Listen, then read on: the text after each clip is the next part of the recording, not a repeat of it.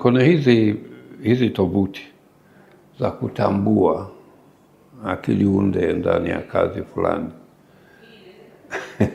Lakini watu wamejaribu, mtu akaweka kipande cha Biblia. Hiyo tovuti kasema hii ni akili unde asilimia 90 na kitu. Mwingine akaweka rewind aliandikwa miaka mingi sana kabla ya akili unde. Nawe ikasema kwa sababu akili unde imechukua uandishi wa duniani kote na kuweka pamoja, kwa uandishi mzuri upo, kwa hiyo unaweza kaandika vizuri, unasema hii ni akili unde, kumbe ni ya kwako. Kwa hiyo inabidi tuwe uangalifu. Tunaweza kutumia hizi za tovuti za kutambua, lakini vile vile tunatumia akili binadamu badala ya akili unde.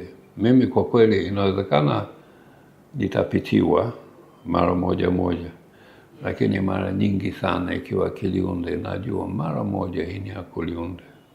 Nikaletewa hata na ni kitabu cha kuhariri, nikasoma maneno, nikasoma kurasa, nikasema hiyo hapana bwana. Na ni kweli ilikuwa akili unde. Kwa hiyo tumesema akili unde haikubaliki. Wakijaribu kutujaribu, watujaribu. Lakini tutatumia mbinu zetu kujaribu na mara nyingi mtu atafanya kosa fulani. Kuna kitu fulani hapana. Halafu unafanya uchunguzi zaidi.